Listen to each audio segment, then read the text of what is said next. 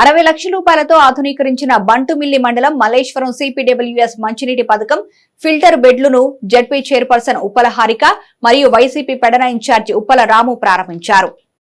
60 లక్షల రూపాయలతో ఆధునీకరించిన బంటుమిల్లి మండలం మల్లేశ్వరం సిపిడబ్ల్యూఎస్ మంచినీటి పథకం ఫిల్టర్ బెడ్లను జడ్పీ చైర్పర్సన్ ఉప్పల హారిక మరియు వైసీపీ పెడన ఇన్ఛార్జి ఉప్పల రాము ప్రారంభించారు. హామీ ఇచ్చిన 33 రోజుల్లోనే మల్లేశ్వరం సిపిడబ్ల్యూఎస్ మంచినీటి పథకం ఫిల్టర్ బెడ్లను 60 లక్షల రూపాయలతో ఆధునీకరణ చేయడం జరిగిందని ఈ సందర్భంగా తెలిపారు. వారు జిల్లా ప్రజా పరిషత్ 15వ ఆర్థిక సంఘం నిధుల నుంచి 60 లక్షల రూపాయలతో 2 ఫిల్టర్ బెడ్లను ఆధునీకరణ చేశామన్నారు. ఈ సందర్భంగా ఉప్పల రాము మాట్లాడుతూ 32 సంవత్సరాలుగా ఎటువంటి అభివృద్ధికి నోచుకొని మల్లేశ్వరం సిపిడబ్ల్యూఎస్ స్కీమ్ ద్వారా 16 గ్రామాలకు తాగునీరు సరఫరా అయ్యేందుకు గాను సుమారు 1,20,00,000 రూపాయలతో ఆధునీకరణ పనులు జరుగుతాయని పేర్కొన్నారు.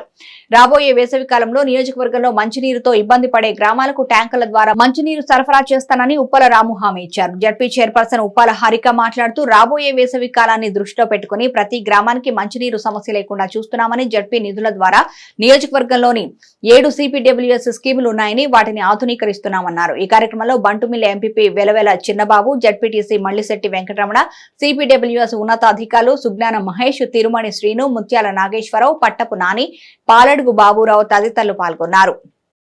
32 సంవత్సరాల క్రితం ప్రారంభమైంది. మరి ఆనాటి నుంచి ఈనాటి వరకు కూడా ఎంతమంది పాలకులు వచ్చినా సరే మరి ఈ డెవలప్మెంట్ నోచుకోలేదు ఈ స్కీమ్ అనేది. మరి మేము వైఎస్ఆర్ పార్టీ గవర్నమెంట్ వచ్చిన తర్వాత మరి గత మన ఎమ్మెల్యే రమేష్ గారు అట్లాగే మేము అందరి సహకారంతో దగ్గర 1,10,00,000 రూపాయలు ఈ వాటర్ స్కీమ్ కోసం కేటాయించాం. జిల్లా పరిషత్ నిధుల నుంచి 1,10,00,000 రూపాయలు ఇచ్చాం. ఒక్కొక్క ఫిల్టర్ మీడియా బెడ్కి గాను 30 లక్షలు, 2 ఫిల్టర్ మీడియా బెడ్స్కి 2 30 60 లక్షలు ఈరోజు ఆ 2 ఫిల్టర్ మీడియాలు ప్రారంభించడం జరిగింది. అట్లాగే ఇంకొక 17,50,000 రూపాయలు రామపురానికి బైపాస్ పైప్ లైన్ వేయటానికి టెండర్ పిలిచాము. అట్లాగే ఇంకొక 18,50,000 రూపాయలతో మన ఇంతేరులో ఒక సంపు, అట్లాగే వాళ్ళకి ఒక బోరు ఇవన్నీ కూడా ఏర్పాటు చేయడానికి అది కూడా టెండర్ పిలిచాము. మల్లేశ్వరం హరిజన వాళ్ళలో కూడా ఒక 5 లక్షల రూపాయలతో పైప్ లైన్కి టెండర్ పిలిచాము. ఇట్లా ఈ 1,10,00,000 రూపాయలతో ఈ స్కీమ్ని మేము డెవలప్ చేసి, ఎందుకంటే 32 సంవత్సరాల కాలంలో ఎవరు కూడా దీంట్లో గుప్పుడు మట్టేసిన వాళ్ళు ఎవరూ లేరు. మీరు గత చరిత్ర చూసుకోండి, రికార్డు వెరిఫై చేసుకోండి.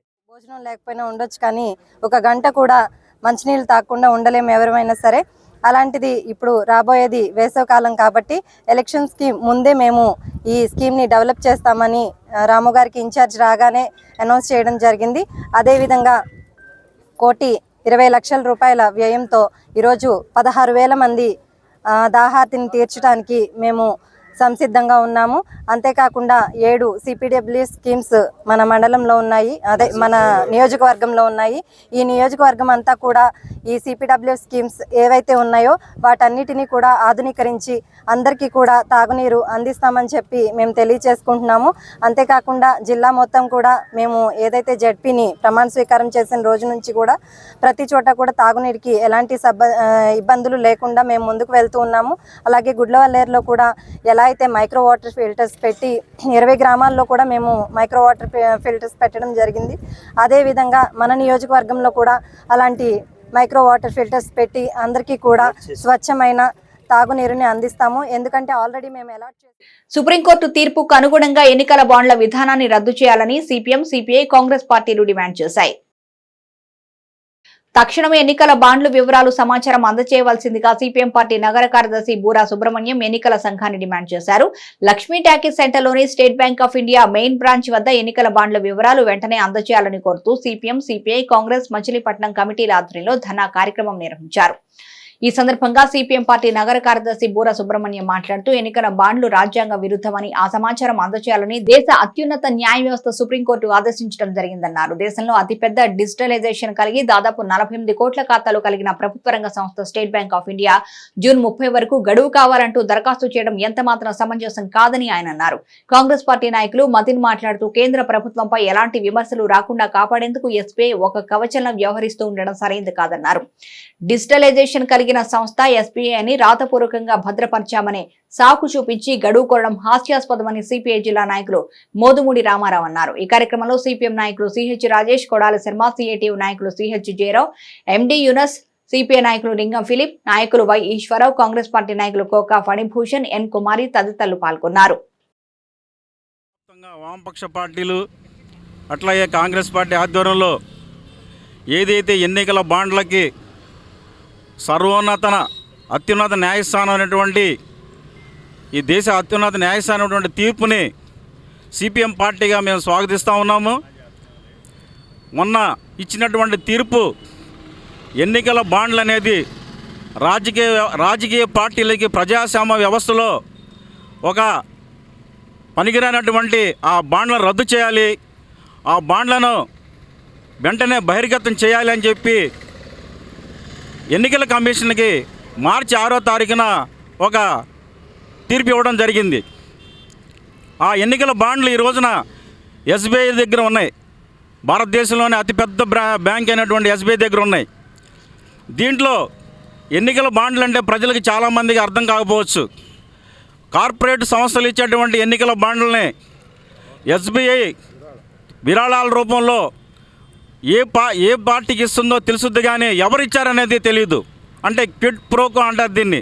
అంటే నాకు అది నీకు ఇది అనే పద్ధతిలో ఉన్నటువంటి దీన్ని మొట్టమొదటిగా వ్యతిరేకించినటువంటి పార్టీ సిపిఎం పార్టీ. బీజేపీ ప్రభుత్వానికి మరి బాండ్స్ రూపంలో ఇవ్వటం జరిగింది. అదేవిధంగా టీఎంసీగా సంబంధించిన పార్టీ తృణమూల్ కాంగ్రెస్ కానివ్వండి, అట్లాగే మన టీఆర్ఎస్ సంబంధించినటువంటి పార్టీ బీఆర్ఎస్ పార్టీ కానీ, అట్లాగే ఆంధ్ర రాష్ట్రంలో ఉన్నటువంటి వైఎస్ఆర్ పార్టీ కానీ, అనేక పార్టీలు అయినటువంటి ఒకే ఒక సిపిఎం పార్టీ మాత్రమే ఈ ఎలక్ట్రో బాండ్స్ మాత్రం వ్యతిరేకించినటువంటిది కోర్టులో, సుప్రీంకోర్టులో మన కోర్టులో వేయటం జరిగింది. అయితే తీర్పు ఏమి చెప్పినటువంటిది ఏంటంటే మొన్న దాదాపు 200 మంది పైదాకా రిటైర్డ్ ఐఏఎస్ ఆఫీసర్లు, అదేవిధంగా బ్యాంక్ ఆఫీసర్లు అందరూ కలిసి ఈ తొందరగా అనేటువంటిది మీరు ఇమీడియట్గా అనేటువంటిది పేర్లు బయట పెట్టాలా అనేటు చెప్పితే ప్రభుత్వం ఎలక్షన్ కమిషన్ ఏం చెప్తుందంటే, ఎలక్షన్ కమిషన్ కన్నా ముందు ఎస్బీఐ ఏం చెప్తుందంటే మాకు జూన్ వరకు కావాలనేట్టు చెప్తుంది. చాలా దుర్మార్గం. కాబట్టి అనేటువంటిది కేంద్ర ప్రభుత్వంలో ఒత్తిడితో ఎస్బీఐ అనేటువంటిది ఒత్తిడికి లోనయ్యేంటి ఈ మాటలు మాట్లాడుతుంది. అందుకని ఏంటంటే ఎలక్షన్ కమిషన్ మరి మాకు జూన్ వరకు సమయం కావాలి అని కేంద్ర ప్రభుత్వం చెప్పడాన్ని చూస్తే మరి ఏ కంపెనీల నుంచి ఏ బడాబాబుల దగ్గర నుంచి భారతీయ జనతా పార్టీకి నిధులు అందాయో, తద్వారా భారతీయ జనతా పార్టీ ప్రభుత్వం మోడీ గారి ఆధ్వర్యంలో ఏ కంపెనీలకు మరి దారాదత్తం చేశారో, ఎవరెవరికి లబ్ధి జరిగిందో ఎన్ని బయటపడితే ఎన్నికల్లో నష్టం జరుగుతుందని భయపడి జూన్ వరకు వాయిదా వేశారంటే మేలో ఎన్నికల ఫలితాలు వస్తాయి కాబట్టి జూన్లో బహిర్గతం చేస్తామని చెప్తా ఉన్నారు. దీన్ని దేశం గమనిస్తోంది. కాంగ్రెస్ పార్టీగా ఆంధ్రప్రదేశ్ రాష్ట్ర పార్టీ అధ్యక్షురాలు శ్రీమతి షర్మిలారెడ్డి గారి ఆధ్వర్యంలో, శ్రీ గిడుగు రుద్దురాజు గారి ఆధ్వర్యంలో మొన్న విజయవాడ గాంధీనగర్ బ్రాంచ్ దగ్గర భారీ ఎత్తున నిరసన ప్రదర్శన మరి చేయడం జరిగింది. అందులో భాగంగానే ఈరోజు సిపిఐ సిపిఎం వామపక్షాల ఆధ్వర్యంలో కాంగ్రెస్ పార్టీ మరియు ఇండియా కూటమి పార్టీలు అందరూ కలిసి కూడా ఈ రోజున ఎస్బీఐ మెయిన్ బ్రాంచ్ మచిలీపట్నం దగ్గర ఈ ధర్నా కార్యక్రమం నిర్వహించడం జరిగింది. ఏది ఏమైనా రాబోయేటువంటి రోజుల్లో మోదీ ఓటమి ఖాయం. మోదీకి మద్దతు ఇస్తున్నటువంటి తెలుగుదేశం కానీ, మోదీకి మద్దతు ఇస్తున్నటువంటి వైసీపీ కానీ, వీళ్ళందరూ కూడా జనసేన కానీ వీళ్ళందరూ కూడా మోదీతో పాటు ఖతం మరి రాబోయేటువంటిది. నాగేలంక మండలం మర్రిపాలెం గ్రామంలో 33 లక్షల వ్యయంతో నిర్మించిన దివి సౌత్ సెక్షన్ కార్యాలయ నూతన భవనాన్ని అవనిగడ్డ ఎమ్మెల్యే సింహాద్రి రమేష్ బాబు ప్రారంభించారు. నాగేలంక మండలం మర్రిపాలెం గ్రామంలో జల వనరుల శాఖ డిస్ట్రిబ్యూటరీ కమిటీ 33 లక్షల వ్యయంతో నిర్మించిన దివి సౌత్ సెక్షన్ కార్యాలయ నూతన భవనాన్ని అవనిగడ్డ ఎమ్మెల్యే సింహాద్రి రమేష్ బాబు ప్రారంభించారు. ఈ కార్యక్రమంలో రైతు విభాగ అధ్యక్షుడు కడవకల్లు నరసింహారావు, వైఎస్ఆర్సీపీ మండల అధ్యక్షుడు Bhogadi Seshagiri, Maddi Chinnari, irrigation department DE Raviteja, JEP Raviteja, YSRCP party కార్యకర్తలు, నాయకులు ఈ కార్యక్రమంలో పాల్గొన్నారు. 2024-25 సంవత్సరానికి 150 కోట్ల రూపాయల అంచనాతో రూపొందించిన బడ్జెట్ కు నగరపాలక సంస్థ ఏకగ్రీవంగా ఆమోదించింది. 2024-25 సంవత్సరానికి 150 కోట్ల రూపాయల అంచనాతో రూపొందించిన బడ్జెట్ కు నగరపాలక సంస్థ ఏకగ్రీవంగా ఆమోదించింది. మేయర్ చిటికన వెంకటేశ్వరమ్మ అధ్యక్షత వహించిన ఈ సమావేశంలో బడ్జెట్ లో వివిధ పద్ధతులకు కేటాయింపుల విషయమై ప్రతిపక్ష టీడీపీ సభ్యులు పలు అభ్యంతరాలు తెలిపారు. ప్రజా అవసరాలకు అనుగుణంగా బడ్జెట్ రూపొందించడం జరిగిందని మేయర్ వెంకటేశ్వరమ్మ ఈ సందర్భంగా పేర్కొంటూ ప్రధాన కేటాయింపులను వివరించారు. వేసవిలో తాగునీటి సమస్య నివారణకు చర్యలు తీసుకుంటున్నామన్నారు. ఎమ్మెల్యే పేర్ని నాని కృషితో నవీన్ మిట్టల్ కాలనీలో 5 ఎకరాల్లో క్రిస్టియన్ బరియల్ గ్రౌండ్ ఏర్పాటు చేశామన్నారు. రంజాన్ సందర్భంగా నగరంలోని మసీదుల వద్ద పారిశుధ్య పరిస్థితులు మెరుగుపరచడం, తాగునీరు, విద్యుత్ దీపాలు ఏర్పాటు చేస్తున్నట్లు ఆమె తెలిపారు. డిప్యూటీ మేయర్లు శీలం భారతి, మాడపాటి విజయలక్ష్మి, కమిషనర్ బాపిరాజు తదితరులు సమావేశంలో పాల్గొన్నారు. 2024-2025 సంవత్సరం బడ్జెట్ అంచనాల సాధారణ మరియు మూలధన పద్ధతి కింద 12.66 లక్షల నిధులతో ప్రారంభించబడి 761.66 లక్షల నిధులతో ముగించగా అన్ని పద్ధతుల కింద కలిపి 14,561.50 లక్షలు ఆదాయం గాను 15,002.50 లక్షల వ్యయం గాను అంచనా వేయబడింది. 2024-2025 సంవత్సరం సాధారణ నిధుల నుండి 422 అనగా 40,56.50 మైనస్ 36,34.50 లక్షలు అభివృద్ధి పనులు కేటాయించడమైంది. 130 లక్షలు. అదే 23-24 చూసుకుంటే 234 లక్షలు వచ్చింది. అంటే మనం 33% పెంచినా కూడా మనకి పెరగాల్సింది ఎక్స్ట్రా 42 లక్షలే. బట్ ఇక్కడ చూస్తే చాలా డిఫరెన్స్ ఉంది. అది ఎందువల్ల వచ్చింది? వాళ్ళ రిజిస్ట్రేషన్స్ కొన్ని పెండింగ్ ఉన్నాయి మేడం, చేంజ్ వాళ్ళు ఉన్నారు, కొంతమంది ఎక్స్పైర్ వాళ్ళు ఉన్నారు. కాబట్టి ఎక్స్పెక్టేషన్స్ అంటే బడ్జెట్ ఎస్టిమేషన్ 2004-2025 24-25 ఎస్టిమేషన్స్ వేసుకుంటామో నష్టం లేదు. కానీ ఏంటంటే ఒకవేళ ఎక్కువ వస్తుందని నాకు అంచనా, మీరు అనేది అదే కదా. అంటే మరి రాయితీ వచ్చింది కదా, వచ్చినప్పుడు జనరల్గా ఎక్కువ వస్తుందేమో అని నా ఆలోచన. అలా అయితే ఇప్పుడు 22-23 తీసుకుంటే 15,91,000 వచ్చింది. అంటే ఆ సంవత్సరం రాయితీ లేదమ్మా, రాయితీ లేదు కాబట్టి మనకి లోగా కలెక్షన్ అయింది. రాయితీ ఉన్నప్పుడు ఆటోమేటిక్గా పబ్లిక్ కూడా అవేర్నెస్ వస్తుంది, ఖచ్చితంగా రాయితీ ఉంది కాబట్టి కడతారనే ఫీలింగ్తో వీళ్ళంటే ఎస్టిమేట్ చేశారు. జరిగింది. ఇంటి పనులు 1591 లక్షలు చూపించాం మేడం. తర్వాత రెవెన్యూ బడ్జెట్ ఎస్టిమేట్ చేసేప్పటికి 11 కోట్లు చూపించాం. బడ్జెట్ రెవెన్యూ 24-25 వచ్చి 14,50 లక్షలు చూపించాం. అంటే 150 లక్షలు, 1,50 లక్షలు అనేటువంటిది పెంచడం జరిగింది మేడం. మీరు అన్నట్టుగా ఎక్కడైనా క్యాపిటల్ వాల్యూ సిస్టమ్ వచ్చిన తర్వాత ఎవరి ఇయర్ గతంలో కాకుండా ఈ ఇప్పుడు ఉన్నటువంటి సిస్టమ్ ప్రకారం ఇంతకుముందు ఉన్నటువంటి సిస్టమ్ రివ్యాప్ చేసుకుంటూ ఇప్పుడు సివి సిస్టమ్కి వెళ్ళాం కాబట్టి ఎవరి ఇయర్ 15% అనేటువంటిది హైక్ ఉంటుంది. కాకపోతే మీరు చెప్పిన పాయింట్ ఏంటంటే ఆ 15% పెరగవలసింది ఉంది. ఇంటర్న్ కొంత వచ్చే 3 రోజుల్లో ఎన్నికల షెడ్యూల్ ప్రకటించే అవకాశం ఉన్నందున వివిధ పథకాల కింద చేపట్టిన పనులను వచ్చే 2 రోజుల్లోగా పూర్తి చేయాలని జిల్లా కలెక్టర్ పి రాజబాబు జిల్లా అధికారులను ఆదేశించారు. నగరంలోని కలెక్టరేట్ సమావేశ మందిరంలో జిల్లా కలెక్టర్ సంయుక్త collector Geetanjali Sharma, DRO K Chandrasekhararao, RDO M Vani, ZP CEO Jyothi బసులతో కలిసి స్పందన కార్యక్రమం నిర్వహించి జిల్లా నలుమూల నుంచి వచ్చిన ప్రజల నుంచి అర్జీలు స్వీకరించారు. అనంతరం జిల్లా కలెక్టర్ అధికారులతో మాట్లాడుతూ 3 రోజుల్లో ఎన్నికల నోటిఫికేషన్ రాబోతుంది అన్నారు. ఆలోగా ఇప్పటికే మొదలుపెట్టిన పేదలకు ఇంటి పట్టాల పంపిణీ, డాక్యుమెంట్ల రిజిస్ట్రేషన్, భూ హక్కు పత్రాలు, ఆరోగ్యశ్రీ కార్డులు, ఆయుష్మాన్ భారత్ కార్డుల పంపిణీ కార్యక్రమాన్ని 2 రోజుల్లోగా పూర్తి చేయాలన్నారు. రానున్న ఎన్నికలను సమర్థవంతంగా పకడ్బందీగా నిర్వహించేందుకోసం ఎన్నికలకు సంబంధించి అవగాహన పెంచుకోవాలన్నారు. త్వరలో ఎన్నికల పరిశీలకులు జిల్లాకు రానున్నట్లు తెలిపారు. స్పందన అర్జీలకు సంబంధించి క్షేత్రస్థాయిలో పర్యటించి సంబంధిత అర్జీదారులతో మాట్లాడి వారి సమస్యలను సానుకూలంగా పరిష్కరించేందుకు కృషి చేయాలన్నారు. ఎట్టి పరిస్థితుల్లోనూ సంబంధం లేని ఎండార్స్మెంట్లు గాని సమాధానాలు గాని అర్జీదారులకు పంపరాదని స్పష్టం చేశారు. ఈ కార్యక్రమంలో పలువురు జిల్లా అధికారులు పాల్గొన్నారు. రాష్ట్ర దుస్థితి చూసి బీజేపీ, జనసేన, టీడీపీ పొత్తు పెట్టుకోవడం జరిగింది అని మాజీ మంత్రి కొల్లు రవీంద్ర తెలిపారు. రానున్న రోజుల్లో జనసేన, బీజేపీ, తెలుగుదేశం ప్రభుత్వ మేనిఫెస్టోలో ధృవీకరించిన సూపర్ 6 పథకాలను బీసీ డిక్లరేషన్ పూర్తిగా అమలు పరుస్తామని మాజీ మంత్రి, టీడీపీ అభ్యర్థి కొల్లు రవీంద్ర తెలిపారు. జనసేన నియోజకవర్గ ఇన్ఛార్జి బండి రామకృష్ణతో కలిసి గిలకలదీడిలో బాబు షూరిటీ భవిష్యత్తు గ్యారంటీ కార్యక్రమంలో పాల్గొన్నారు. ఈ సందర్భంగా వారు ఇంటింటికి గ్యారంటీ పత్రాలు అందజేశారు. ఈ సందర్భంగా వారు మాట్లాడుతూ రాష్ట్రంలో ఒక అవినీతి ప్రభుత్వం పరిపాలిస్తుందని, దోచుకోవడం, దాచుకోవడం తప్ప ఈ రాష్ట్ర ప్రజలకు చేసిందేమీ లేదన్నారు. ఎన్నికల్లో తెలుగుదేశం, బీజేపీ, జనసేన పార్టీ విజయం సాధిస్తుంది అన్నారు. పెద్ద సంఖ్యలో టీడీపీ, జనసేన శ్రేణులు ఈ కార్యక్రమంలో పాల్గొన్నారు. జనసేన, తెలుగుదేశం ప్రభుత్వం ఈ రాష్ట్రంలో రావాలి, ఎప్పుడు ఎన్నికలు వస్తాయా ఈ అరాచక ప్రభుత్వాన్ని దింపేద్దామని చెప్పి ఎదురు చూస్తూ ఉన్నారు. ఏ ఇంటికి వెళ్ళినా వాళ్ళు చెప్పేది గిలకదీనిలో గతంలో అభివృద్ధి కార్యక్రమాలు జరిగినా ఈరోజు మేము స్వేచ్ఛగా మరి మంచినీళ్ళు తాగలుగుతున్నామంటే ఆ రోజున మీరు కట్టినటువంటి రిజర్వాయరే దాదాపు 4.5 కోట్ల రూపాయలతో ఆ రోజున ఇక్కడ రిజర్వాయర్ నిర్మాణం చేయటం వల్ల ఇవాళ ప్రశాంతంగా మంచినీళ్ళు తాగుతూ ఉన్నారు. అదే కాదు, ఇక్కడ ఆరోగ్య సమస్య వస్తే బందర్ వరకు దిక్కులేనటువంటి పరిస్థితి ఉండేది. అందుకని ఇక్కడ పిహెచ్సి ఆ రోజున మరి ఏర్పాటు చేయడం జరిగింది. తుఫాన్ షెల్టర్ కట్టించి మరి దాన్ని కూడా ఆ రోజున ఆపాలని, ఈ వాటర్ ట్యాంక్ కూడా ఆపాలని చాలా రకాలుగా ప్రయత్నం చేశారు. అవన్నీ కూడా మనం ఏర్పాటు చేసుకోవడం జరిగింది. అదేవిధంగా ఇవాళ ఫిషింగ్ హార్బర్ మావయ్య గారు గతంలో మరి మంత్రిగా ఆయన ఎమ్మెల్యేగా పనిచేసినటువంటి సమయంలో గిలకల దీంట్లో కనీసం ఒక్కరికి కూడా పట్టాలు లేవు. గ్రామం అంతా కూడా ఏ బ్యాంక్కి వెళ్ళినా కూడా కనీసం లోన్ వచ్చే పరిస్థితి ఉండేది కాదు.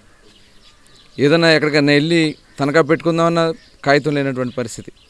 ఆ రోజున మొట్టమొదటిసారిగా గిలకలదిండి గ్రామం మొత్తానికి ఆ రోజున పొజిషన్ సర్టిఫికెట్లు ఇచ్చినటువంటి ఘనత నడకుదుటి నరసింహారావు గారిదని చెప్పి ఖచ్చితంగా మనం చెప్తాం. ఇవాళ దానివల్ల చాలామంది హౌసింగ్ లోన్స్ వచ్చినాయి. ఏదైనా పిల్లల చదువు కోసం లోన్ కావాలంటే లోన్లు వచ్చినాయి.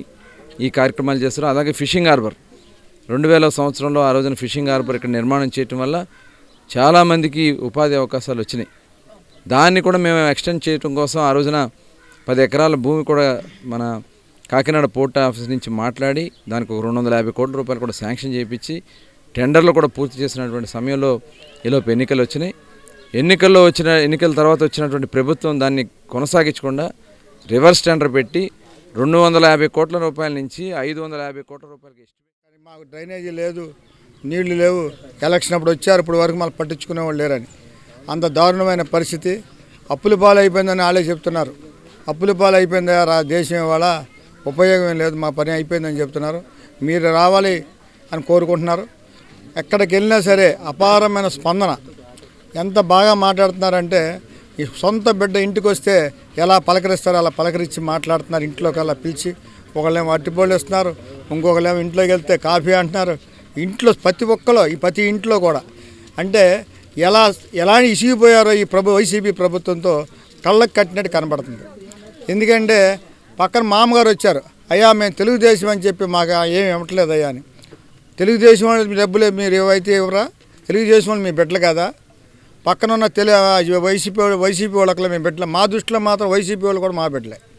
ఎందుకంటే అందరం ఎలక్షన్ అప్పుడు అనుకోవాలి, తర్వాత అందరం ఒక బిడ్డలాగా కలిసిమెలిసి అన్నదమ్ముల్లాగా ఉండాలి. పక్కన ఎంత పేదరికంలో ఉన్న వాళ్ళకి పథకాలు ఇవ్వకపోతే ఎంత ఇబ్బంది పడతారో ఒకసారి ఆలోచించాలి.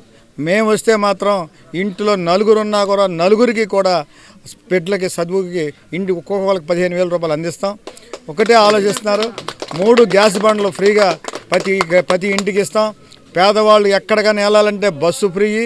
1 కాదు 2 కాదు, అన్ని కష్టాల్లో నుంచి బయటేయడానికే తెలుగుదేశం జనసేన ఉమ్మడి అభ్యర్థి జనసేన తెలుగుదేశం అభ్యర్థి శ్రీ కొల్లు రవీంద్ర గారు, అట్లాగే మన బండి రామకృష్ణ గారు ఇవాళ గిలకలదిండి గ్రామంలో ప్రతి ఇంటికి తిరుగుతున్నారు. వారు అనేక బాధలు చెప్పుకుంటున్నాం.